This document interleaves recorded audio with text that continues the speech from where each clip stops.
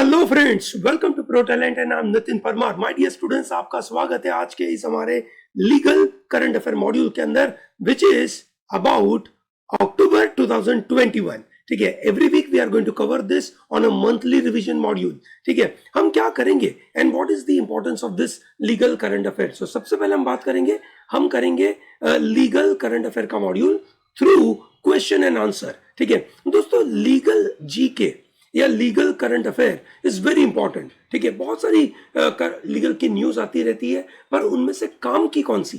ठीक है, that's where the problem is, because you guys are going to appear for an UG exam. You are not going for appearing for PG examination. So CLAT UG or ALET UG requires certain capability, not deep knowledge about, you can say, law, and thereby the questions are generally connected to the constitution or crime or contract or tort, और उसमें भी बहुत detail में चीजें नहीं जाती है। ठीक है, so thereby it is important for us to know क्या काम का है क्या नहीं काम का, और इसीलिए प्रो टैलेंट का ये मॉड्यूल आपके लिए बहुत बड़े काम का होगा, क्योंकि हम आपके लिए एक तगड़ी से सर्वे करके आते हैं और उनमें हम एक्सक्लूसिव सेट ऑफ क्वेश्चंस आपके लिए बनाते हैं। दोस्तों, दिस आर एक्सक्लूसिव क्वेश्चंस, ये आपको और कहीं नहीं मिलेंगे, they are available here only. ठीक है, और सोच समझ के क्वेश्चंस बनाए गए, सोच समझ के ऑप्शंस डाले गए और बहुत अच्छे से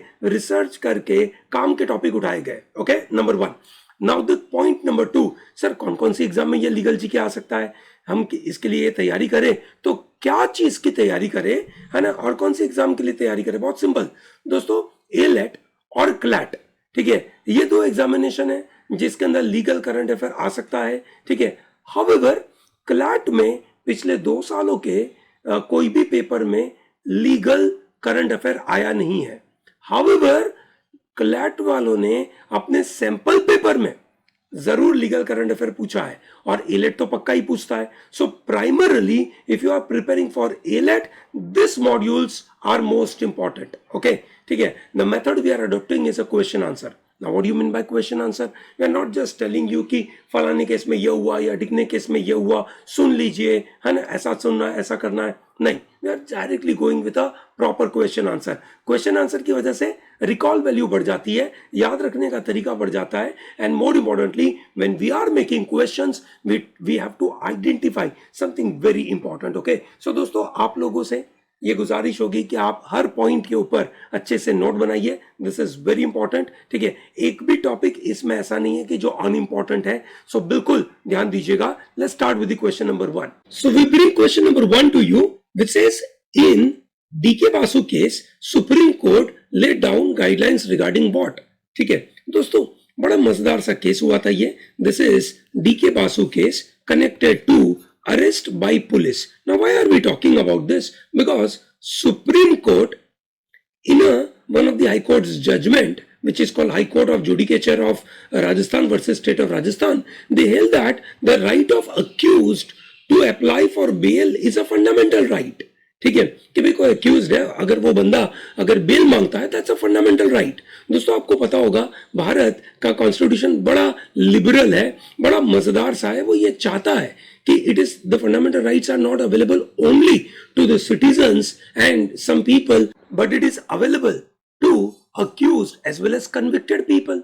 आपने देखा होगा आर्टिकल नंबर 20, आर्टिकल नंबर 20 क्या बात करता है? वो ex post facto law, no double jeopardy, no self incrimination, ये सुनो, ये 3 महत्वपूर्ण चीज के बारे में बात करता है। आर्टिकल नंबर 20, इमरजेंसी के दौरान भी कोई तरीके से सस्पेंड नहीं होगा, ये सुनो। सो यहाँ पे अगेन से सुप्रीम कोर्ट ने ये बड़ा महत्वपूर्ण जजमेंट दिया that look, high court of adjudicature of Rajasthan and state of Rajasthan के बीच का जो केस था, उसके अंदर यह बात करी गई कि अगर कोई एक्यूज्ड है, अगर वो बेल मांगने आता है, ठीक है, वो उसका फंडामेंटल अधिकार है। आपको नहीं देना है वो अलग बात है, ठीक है, पर ऐसे अधिकार को आप कोई जुडिशियल ऑर्डर के द्वारा छीन नहीं सकते हो, विच मीन्स कोर्ट भी, दैट इज जुडिशरी भी, उससे वो अधिकार छीन नहीं सकती है। दोस्तों, फंडामेंटल राइट हमें मिलता किसके खिलाफ है? ज्यादातर स्टेट्स के खिलाफ। भले वो एग्जीक्यूटिव हो या लेजिस्लेचर हो या जुडिशरी हो। एक तरफ हमें ये पता है कि एग्जीक्यूटिव और जुडिशरी अगर अपनी यू कैन से दायरे से, अपने जुरिस्डिक्शन से अगर बाहर चले जाते हैं और कुछ यू कैन से लॉ बनाते हैं तो जुडिशरी उसको रोक देती है। बहुत बार सवाल यह होता है कि जुडिशरी जब ओवर रीच करती है तो क्या होता है, तो ऐसे केस में सुप्रीम कोर्ट खुद जजमेंट लेती है। बड़ा महत्वपूर्ण पार्ट है, इसके साथ हमें पता होना चाहिए the people who are arrested what are the rights they have, what rights they have. Article number 22 में इंडियन कॉन्स्टिट्यूशन के आर्टिकल नंबर 22 में दिस राइट्स ऑफ एक्यूज के बारे में बात करी गई है, बड़ा महत्वपूर्ण है। ठीक है, वहां से डिराइव होता है that arrested person has right to be informed, right to be presented before magistrate within 24 hours, right to legal aid and right to get medical attention. ठीक है, ये बिल्कुल जरूरी बन जाता है दोस्तों। यहाँ पे आर्टिकल नंबर 14, आर्टिकल नंबर 19 और आर्टिकल नंबर 21 को गोल्डन ट्राइंगल कहा जाता है। ठीक है दोस्तों, ये इंपॉर्टेंट है, they are known as golden triangle of Indian constitution. Now why are we saying they are golden triangle? Because one article number 9 that is 14 right to equality, article number 19 freedom, and article number 21 is you can say right to life। ठीक है, ये तीनों तीन एक दूसरे के साथ बहुत अच्छी तरीके से कनेक्टेड है। इक्वालिटी के बगैर आप लिबर्टी के बारे में बात नहीं कर सकते हो। लिबर्टी और इक्वालिटी लाइफ का इनहेरेंट पार्ट है। ठीक है, तो ये तीनों तीन एक दूसरे के साथ कनेक्टेड है। ठीक है, अगर कोई एक वायलेट होता है तो ऑटोमेटिकली एक्सपेक्टेड है कि दूसरे भी वायलेट हो गए, और इसलिए सब कुछ मिला के उसको प्रोटेक्ट करना बहुत जरूरी बन जाता है।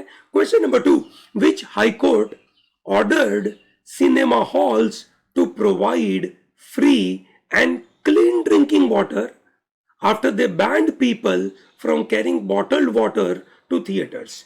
कौन से हाईकोर्ट ने इस तरीके का जजमेंट दिया? दोस्तों, हाईकोर्ट में सिनेमा हॉल में पानी ले जाना बैन करके रखा है। क्यों? Because that's a public place.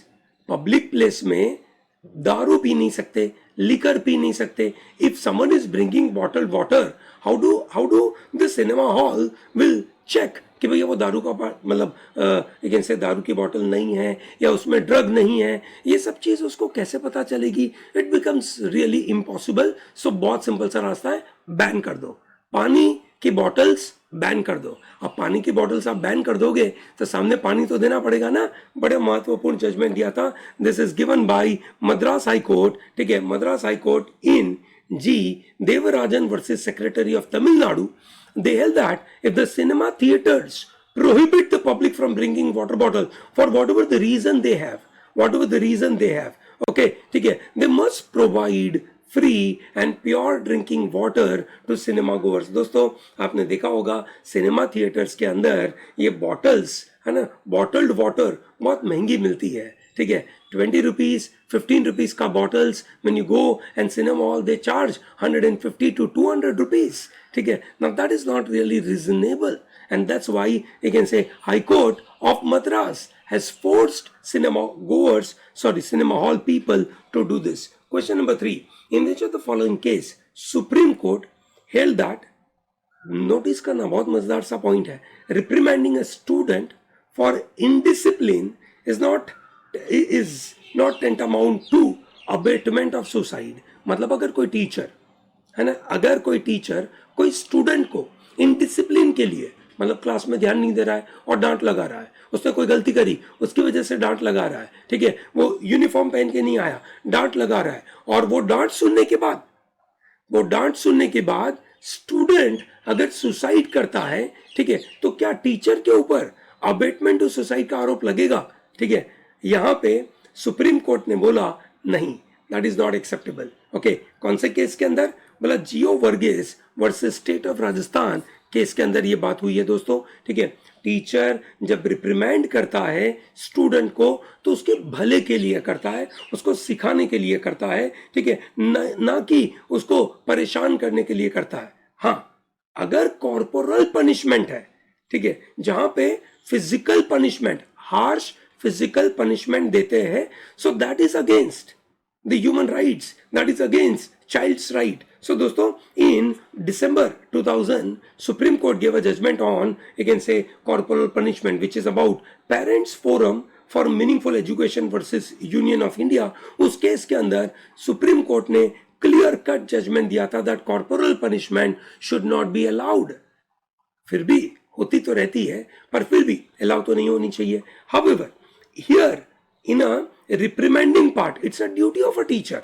ठीक है, कि भाई ड्यूटी ऑफ टीचर है ताकि एक डिसिप्लिन मेंटेन करी जाए. ठीक है, स्टूडेंट को रिप्रिमेंड किया जाए ताकि वो स्टडी पे ध्यान दे, क्लास में ध्यान दे. ठीक है, क्लास को बंक न करे, स्कूल को बंक न करे. ठीक है, that is how the idea is. Question number 4.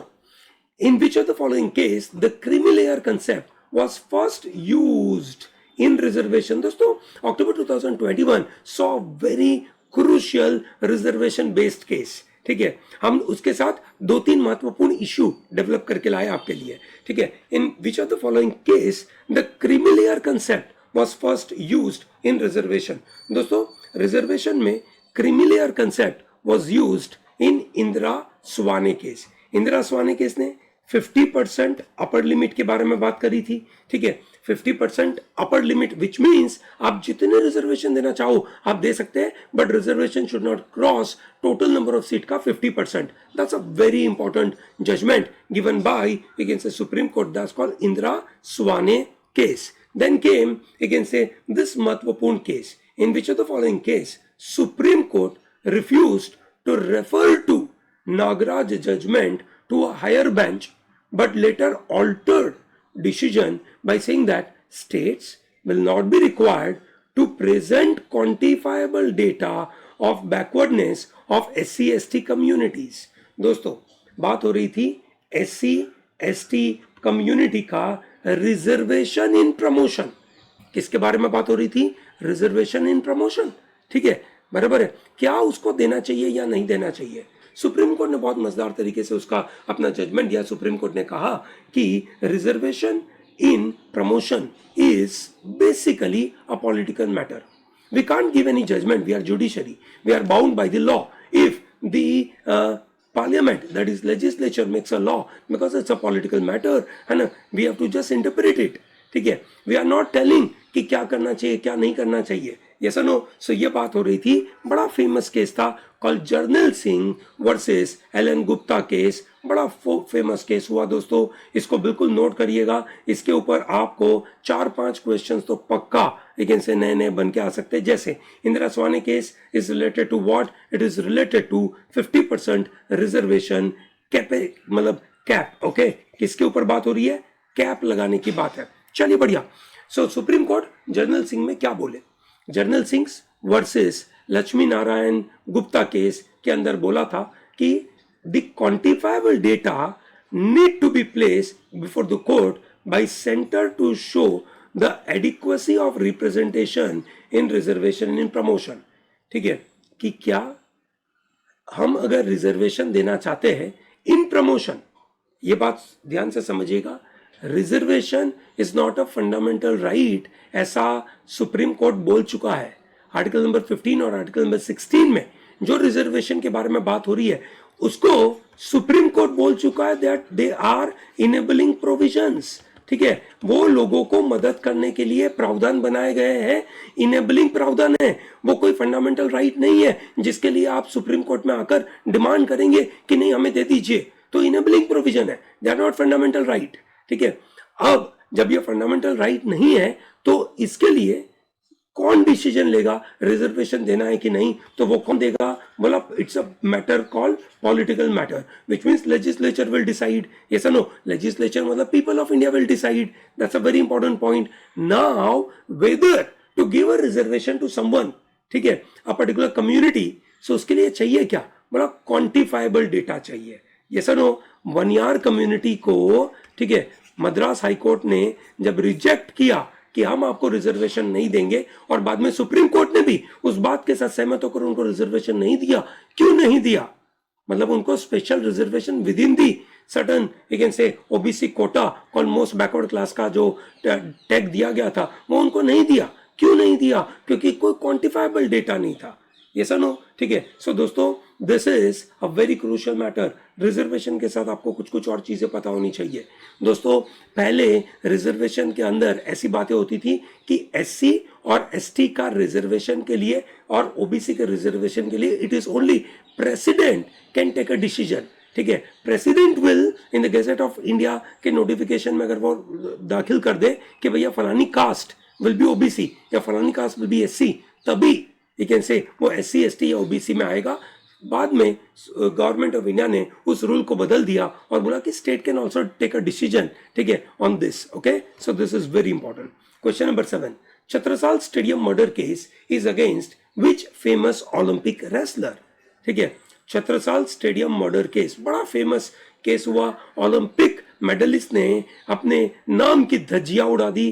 ठीक है, और कोर्ट भी उनके साथ बहुत ही लीनियंट वे में तो काम नहीं किए। उन्होंने बोला आदमी अगर क्रिमिनल है तो क्रिमिनल है, उसने भले दुनिया में और कितने बड़े बड़े डींगे हाकी हो, उससे कोई फर्क नहीं पड़ता। हम बात करें सुशील कुमार की, ठीक है, ये याद रखेगा। According to which article India top court ruled that online education access cannot be denied to underprivileged children। दोस्तों, कोरोना के दौरान पूरे देश में लॉकडाउन लगा और लॉकडाउन के बाद स्कूल चालू हुई नहीं। कुछ कुछ जगह तो 2-2 साल तक स्कूलें चालू नहीं हुई। ठीक है, उस समय पे बच्चों को क्या एजुकेशन नहीं मिलना चाहिए? बिल्कुल मिलना चाहिए। तो बहुत सारी जगह पे ऑनलाइन एजुकेशन चालू हो गया। पर ऑनलाइन एजुकेशन में जो अंडर प्रिविलेज चिल्ड्रन है उनका क्या? ना उनके पास मोबाइल फोन है, ठीक है, ना उनके पास इतना इंटरनेट की सहूलियत है, कैसे काम करेंगे? ठीक है, तो कोर्ट के पास ये बात पहुंची और सुप्रीम कोर्ट ने बोला it is a responsibility of the government to ensure that this online education access has to be provided to those underprivileged children। ठीक है, अब कोर्ट इतना फोर्सफुली कैसे बोल सकती है? तभी बोल सकती है जब वो कोई फंडामेंटल राइट हो। ठीक है, और ये सभी फंडामेंटल राइट के बारे में बात हो रही है। आंसर है उसका article number 21A which is called right to education. दोस्तों, राइट टू एजुकेशन एक ऐसा महत्वपूर्ण एक ऐसे फंडामेंटल राइट है जिसका एक ऐसे जिक्र डीपीएसपी और फंडामेंटल ड्यूटीज ये तीनों 3 जगह पे होता है। फंडामेंटल ड्यूटीज में कहा गया कि it is the citizen's duty to provide education to the children. DPSP में बोला कि state shall work to give lot of support to the people for their education. And fundamental right कि छोटे बच्चों का ये अधिकार है 6 साल से 14 साल के बच्चों के लिए प्राइमरी एजुकेशन, ठीक है, इज अ फंडामेंटल राइट। याद रखिएगा दोस्तों, प्राइमरी एजुकेशन की बात है, हायर एजुकेशन की बात नहीं है। ओके, ठीक है, हायर एजुकेशन फंडामेंटल राइट नहीं है। So this is 21A। In October 2021 central government approved transfer और elevation of chief justice in how many high courts. So अलग अलग स्टेट में बहुत सारे हाई कोर्ट्स बदलने पड़े। दोस्तों, आपको पता होगा इंडिया में टोटल 28 स्टेट्स है। हर स्टेट में एक हाई कोर्ट होनी चाहिए। However we have total 25 high courts. हमारे पास अभी हाई कोर्ट्स कितनी है? 25। ठीक है, तो यहां पे बात हो रही है 13 हाई कोर्ट्स के चीफ जस्टिस चेंज हुए। कितने high court? 13, which means this is रफली 50% के बारे में बात हो रही है। That therefore it becomes a really a very important question, क्योंकि 50% जितना वेटेज है। ये नो, so central government has approved transfer of chief justice in 13 high courts. ठीक है, प्रेसिडेंट के पास पावर है आर्टिकल नंबर 143 के द्वारा, ताकि वो अपॉइंट कर सके चीफ जस्टिस को इन high court. Okay, great. Question number 10, the central government notified new rules about medical termination of pregnancy amendment rule 2021। Medical termination of pregnancy बड़ा इंपॉर्टेंट पार्ट है। एबॉर्शन की बात हो रही है ना। मेडिकल टर्मिनेशन ऑफ प्रेगनेंसी का मतलब क्या हुआ? प्रेगनेंसी को टर्मिनेट करना। एबॉर्शन के बारे में बात हो रही है। एबॉर्शन को लीगल तो हम बना चुके हैं, अब हमने यहाँ पे रूल्स अमेंड करे 2021 में। So it is allowed medical termination of pregnancy up to how many weeks. दोस्तों, आपको याद होगा सितंबर 2021 के हमने जो वीडियो बना के दिया था उसके अंदर हमने ये सितंबर में एक बड़ा सा जजमेंट आया था, ठीक है, जहां पे ये बोला गया था कि अगर, ठीक है, after particular weeks of pregnancy अगर कोई अबॉर्शन कराता है, so that is against right to life. ठीक है, वो किसी के पास अधिकार नहीं है कि उस बच्चे की आप जान ले सके। सो वो राइट टू लाइफ में आता है। ठीक है, सो वो वीक कौन से बोला? 24 वीक्स। 24 वीक्स तक अलाउड है in a special cases. Normal cases में 22 वीक्स तक अलाउड है, बराबर है। 24 वीक्स में, ठीक है, स्पेशल केसेस में अलाउड है, और उसके बाद तो कोई भी केसेस में अलाउड नहीं है। Central government notified medical termination of pregnancy amendment rule, जहां पे उन्होंने अलाउ किया pregnancy up to 24 weeks in certain and special cases. क्या क्या केसेस हो सकते हैं? Sexual assault survivor, rape victim, minor and other people उसमें इंक्लूड करे हैं, जहां पे एक मेडिकल बोर्ड बनाया जाएगा और वो लोग इसको डिसीजन लेंगे। एक फेमस अक्टूबर 2021 में हर टीवी चैनलों के ऊपर, हर फ्रंट पेज पे, हर न्यूज में ये मतलब छाया हुआ था ये केस। किसका केस था दोस्तों? Drug case. आर्यन खान पकड़ा गया था, ये सुनो, ठीक है, कॉर्डेलिया शिप के ऊपर। सवाल क्या बनेंगे इसके ऊपर? एक बड़ा महत्वपूर्ण सवाल बना इसके ऊपर, ये समझना जरूरी है। क्या बना? पंचनामा के बारे में। व्हाट इज पंचनामा? ठीक है, क्योंकि जो भी पंचनामा बनाया गया वो भी थोड़ा कंट्रोवर्शियल हो गया। What is panchnama? Is this a record of seizure, which means जो भी चीज वहां पे अगर रेड लगाई, रेड लगाने के बाद जो मिला उसको सीज कर दिया, उसका रिकॉर्ड है। ये रिकॉर्ड ऑफ सर्च, कि उन्होंने सर्च किया, क्या क्या मिला। Factual record of observation by panch, या नन ऑफ द अबव, या ऑल ऑफ द अबव। ठीक है दोस्तों, होना चाहिए ये सब कुछ all of the above. So ये नन ऑफ द अबव नहीं होना चाहिए था, ये होना चाहिए था all of the above. Okay, panchnama is all of the above. It is a record of seizure, it is a record of search, it is a factual record of observation by punch. ठीक है, ये ऐसा पंचनामा लिखा जाता है। Okay, great. Panchnama is prepared in presence of whom? किसके सामने बनाया जाता है? It is made in front of all the officers, all the parties जिसके ऊपर केस लगाया गया है, एंड ऑल द विटनेसेस। ठीक है, सो आंसर क्या होगा? All of the above. Panchnama is a document for what? Panchnama is a document for proper investigation. It's a record of memory. It's an evidence, or all of the above. दोस्तों, ये पंचनामा, ठीक है, एक तरीके से इन्वेस्टिगेशन का रिकॉर्ड है, ठीक है, एविडेंस का रिकॉर्ड है, ठीक है, मेमोरी का रिकॉर्ड है, एंड देयरफॉर आंसर हो जाएगा all of this. Panchnama should be drawn in which of the following situation? During search of a factory, during search of residence, during service of summons, notice, etc. ठीक है, कब करा जाता है? अब आपको समझ में तो आ ही गया होगा कि कॉर्डेलिया में कोई समन वमन तो दिया नहीं गया। ठीक है, समन में भी पंचनामा बना सकते हो। सो आंसर क्या हो जाएगा? All of the above. ठीक है, authority of panchnama is given under which section? दोस्तों, authority of panchnama is given under Indian evidence act. It's an evidence matter, yes or no? So it cannot be under central excise, it cannot be under customs, it cannot be under finance act. So answer should be none of the above. मजेदार सा point था। Which court gave judgment about right of schools to recover fees from the parents? दोस्तों, corona के दौरान है ना, schools के साथ भी दिक्कतें हो गई, बच्चों की लड़ाइयां तो हो ही गई, स्कूल्स के साथ बड़ा प्रॉब्लम हो गया। ठीक है, स्कूल्स बच्चों को पढ़ा रहे, ऑनलाइन एजुकेशन भी दे रहे, and when it comes to payment of the fees, parents were not ready. कह रहे ऑनलाइन पढ़ा रहे हो, ठीक है ना, हम कैसे दे, हमारे पास भी पैसे नहीं है। एक तरफ सिचुएशन भी अच्छी नहीं थी, ठीक है, तो कहीं लिबरल लीनियंट वेन में बातें चलने लगी। हाउएवर, ठीक है, बहुत सारी जगह पे parents formed association and they did not pay the fees, so the matter went to court, varieties of the court, है ना, राजस्थान हाई कोर्ट के पास भी बात पहुंची। ठीक है, और बाद में फाइनली सुप्रीम कोर्ट तक बात पहुंची, और सुप्रीम कोर्ट ने इस बात का जजमेंट दिया that look, the schools have right to recover fees in a reasonable manner. ठीक है, they have all the ways to recover fees, ठीक है, but obviously they can not take the गलत तरीके। ठीक है, so supreme court in a very famous case, case का नाम क्या था ये देखिएगा, Progressive Schools Association versus State of Rajasthan, they held that it is open to school management to initiate proper and necessary action for recovery of outstanding or due fees.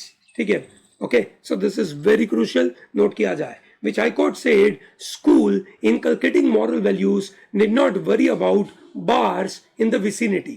School की vicinity में bars है, liquor मिलते हैं, ठीक है, गलत गलत चीजें मिलती है। आपको पता होगा स्कूल की विसिनिटी में, ठीक है, टोबैको बेचना अलाउड नहीं है, गुटखा बेचना अलाउड नहीं है ना, स्कूल की विसिनिटी में। कितने एरिया में? करीबन 500 मीटर्स के एरिया में, ठीक है।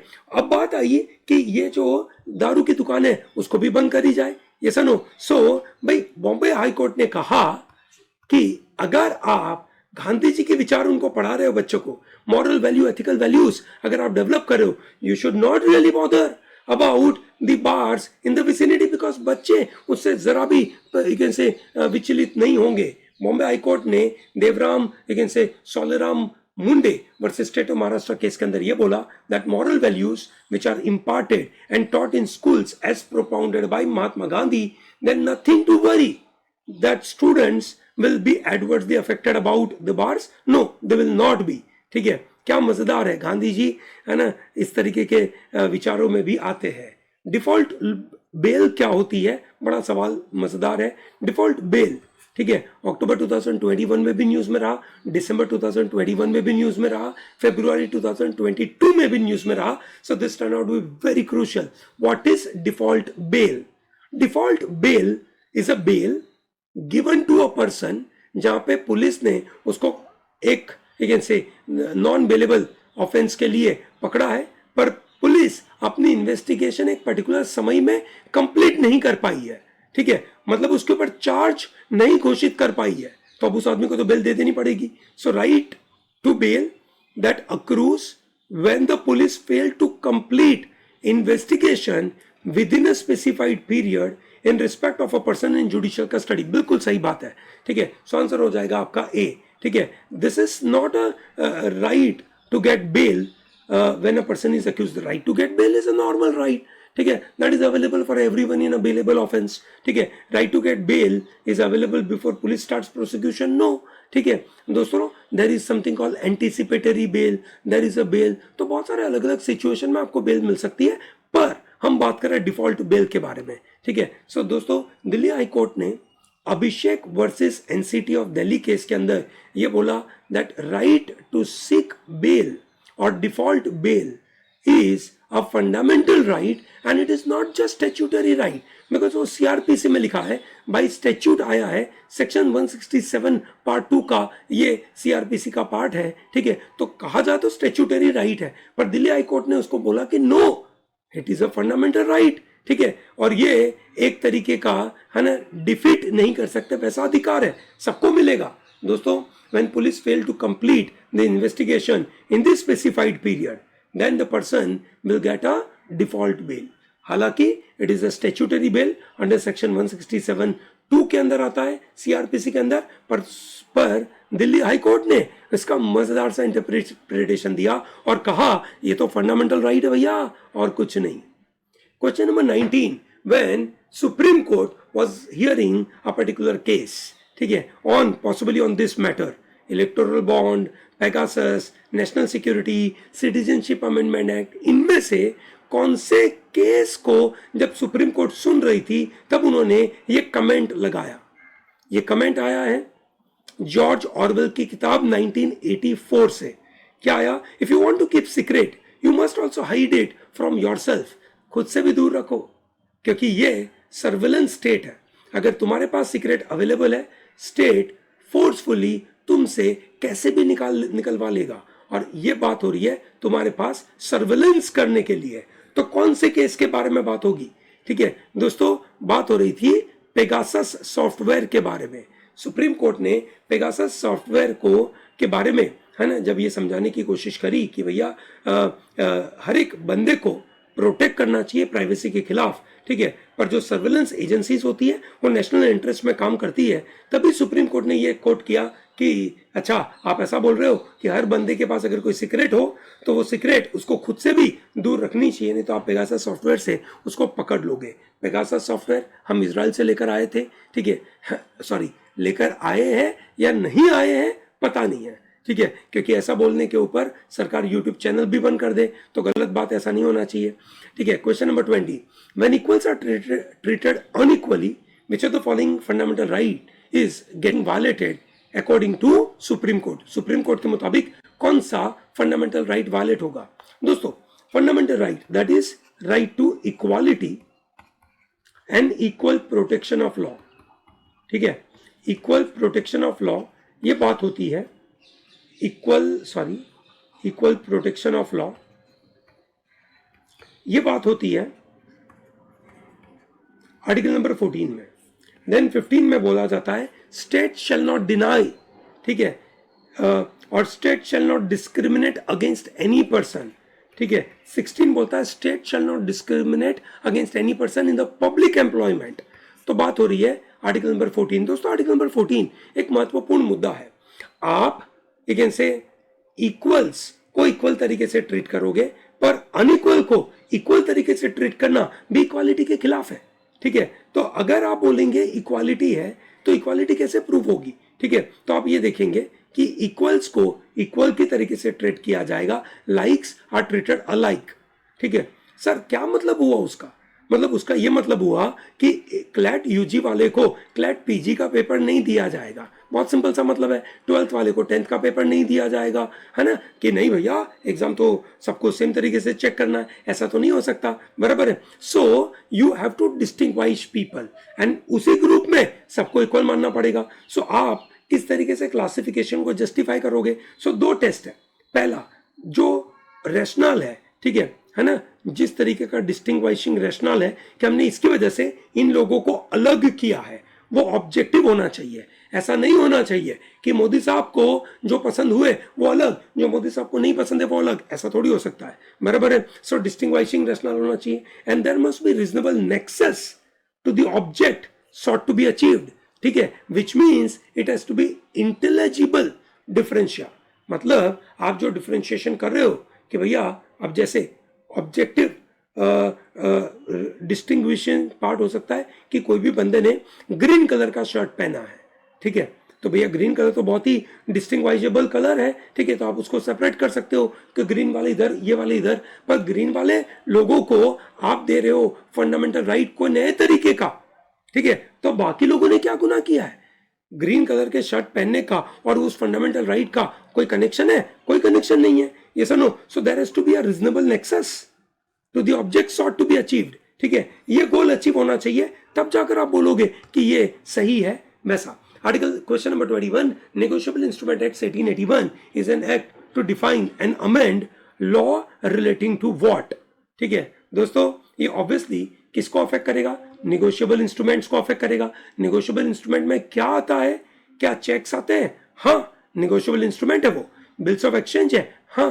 प्रॉमिसरी नोट्स है, हाँ। बेसिकली आप सामने वाले को कमिट करते हो, प्रॉमिस करते हो कि yes I am going to pay so much of money to you in future, ठीक है, फिर सामने वाला बंदा आपके कहने पे आपसे वो बिल ऑफ एक्सचेंज ले लिया, चेक ले लिया, प्रॉमिसरी नोट ले ली और आपके लिए उसने कुछ काम कर दिया। अब आप वो पैसा देने से मना कर देते हो, ठीक है, तो भैया वो एक तरीके का क्राइम हो जाएगा, जेल होती है, ठीक है। Which court can entertain any offence punishable under section 138 of negotiable instrument act. दोस्तों, कौन सी कोर्ट के पास ये बात जाएगी? दोस्तों, court not inferior to that of judicial magistrate of the first class. बिल्कुल सही बात है। एनी कोर्ट हैविंग जुरिस्डिक्शन में एंटरटेन सच कोर्ट्स। हर कोर्ट के लिए नहीं है।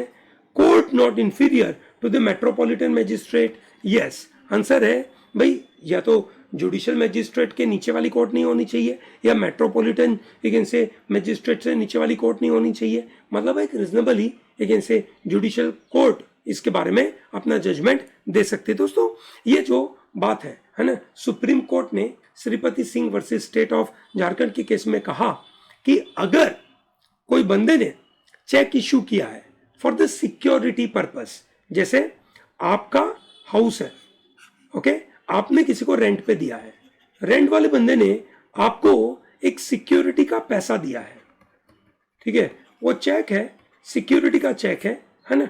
अब वो चेक बाउंस हो गया, ठीक है, तो बोले अरे मेरे को थोड़ी आपको पैसा देना था, है ना, इट जैसे सिक्योरिटी का केस था। अब मेरा अगर ये चेक बाउंस हो गया है ना, मेरा ये चेक बाउंस हो गया तो मैंने गलती थोड़ी करी है, मेरे को कोई पैसे थोड़ी आपको देने थे। सुप्रीम कोर्ट ने कहा कि यस, इवन सिक्योरिटी का पैसा will fall under negotiable instrument act 138 section के अंदर आएगा और ये ऑफेंस माना जाएगा।